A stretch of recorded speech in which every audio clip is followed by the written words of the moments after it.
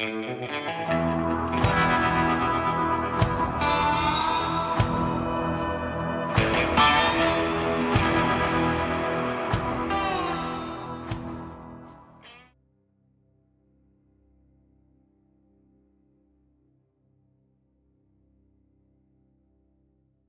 Union Army Major General G.K. Warren advanced with his men up to the crest of Laurel Hill, he found the Confederate army dug in and waiting. Warren knew he had to defeat this army if they had any chance of securing the crossroads that led to Richmond. The Federals attacked the hill believing only cavalry defended it. As the U.S. troops closed within 50 yards of the Confederate fighting pits, a thunder-like ripple of musket fire echoed across the hill. Brigadier General John Robinson and Colonel Andrew Dennison were shot off their horses. When the two officers fell, it started a retreat. Warren tried to rally the retreating men by commandeering a regimental flag and using it as a rallying point for his men, but it was too late. The U.S. soldiers withdrew to a safe distance to lick their wounds. The Confederates moved more men into the area, and thousands of men went to work in the mud-cutting logs from the surrounding trees for fortifications and digging long lines of trenches. The Confederates were seasoned veterans in the building of such defenses, and in a few days they had built over 5 miles of a formidable barrier along a ridge to defend the crossroad. Across the open field, the U.S. were also digging fortifications in the event of a rebel attack. As U.S. Major General John Sedgwick inspected the newly dug trenches on the U.S. side, he remarked that they, the Confederates, couldn't hit an elephant at this distance, and in one of those strange twists of fate, a Confederate sharpshooter's bullet crashed into his head, killing him instantly. He became the highest-ranking Union officer killed during the war. Over the next few days, the U.S. attacked along different parts of the line. Every time, they were beaten back with heavy losses. During one attack, 12 regiments of U.S. soldiers attacked a very small section of the Confederates' line called the Mule Shoe. This section of the defensive line was described as the Mule Shoe because of the shape it made, bulging out from defensive line as it turned toward 90 degrees, named the Bloody Angle. After desperate fighting, they made a temporary breakthrough. Although they were eventually repulsed, it gave the U.S. the idea to do it again, but on a much larger scale. Days later, during torrential rain, 20,000 U.S. soldiers formed up in the woods across the field from the Mule Shoe. The battle, called the Bloody Angle, began at 4:30 in the morning on the rainy morning of May 10th of 1864. The land around Spotsylvania and fields were sodden after days of torrential rain. Skirmishers with their bayonets at the ready moved off into the mist and rain ahead of the main troops with orders to breach the Confederate line in the fastest possible time. They were expected to move across the open muddy field at a run, not even pausing to fire their muskets. Under heavy fire, the skirmishers reached the wall and proceeded to fight for their lives. A signal was given, and thousands of U.S. soldiers left the woods. The first wave formed 2 lines.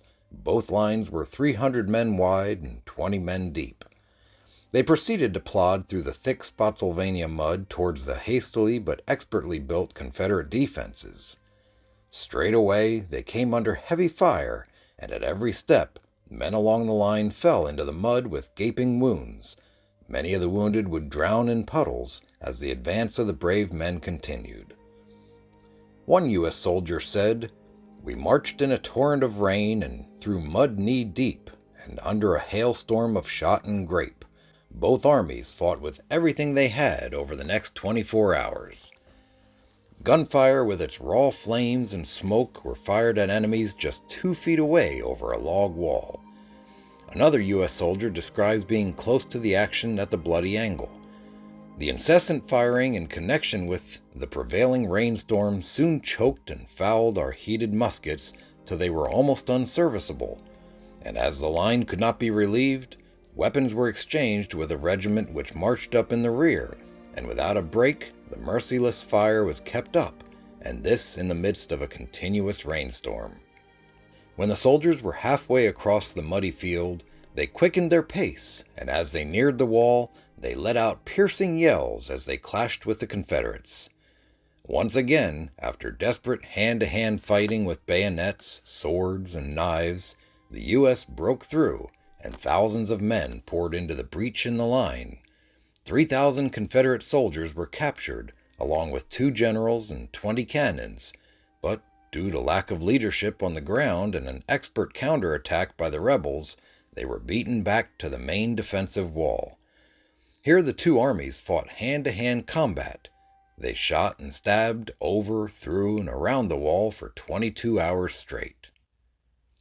At every assault and every repulse, new bodies fell on the heaps of the slain, and over the water-filled ditches the living fought on the corpses of the fallen, wrote a New Jersey officer.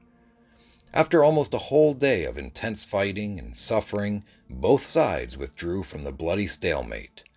The clash of armies had caused 17,000 casualties. When both armies had fallen back to safety and the sound of gunfire had grown silent, a few U.S. scouts carefully picked their way back through the smoke and carnage towards the wall.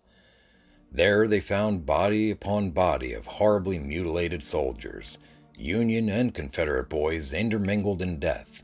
Some stacks of bodies were 5 men high. One U.S. soldier said, "The ditches in front of the wall and parallel ditches were filled with water and blood, and the dead were bleached and ghastly from the rain." Another soldier remarked, "The throwing up of so much breastwork had made great pits between the traverses.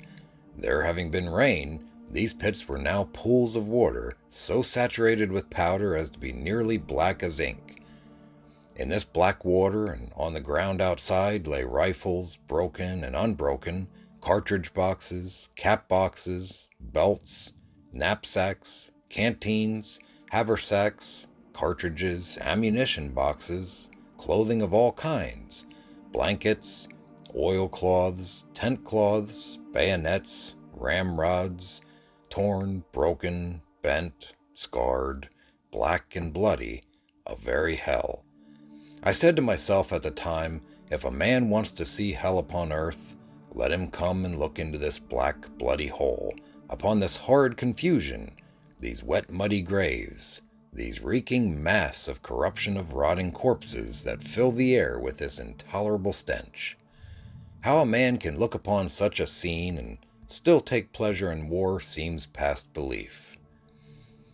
Another private gives an account of touring the battlefield with General Winfield Scott Hancock. "As we rode over the battlefield to view the terrible results wrought by Hancock's own shot and shell, his face wore an expression of pity and anguish. The sight after Gettysburg and Antietam had not been more gruesome. With the dead bodies laying all about, distorted and ghastly, his whole attitude changed from what it had been with the men shouting and the flags flying and the struggle for supremacy filling his veins. With an almost guilty air, he turned away from the carnage sooner than the rest of the staff was willing. Evidently, he was seconding the expression as made by a fellow officer that war is hell. The battle would go down in U.S. history as one of the bloodiest of the bloody Civil War.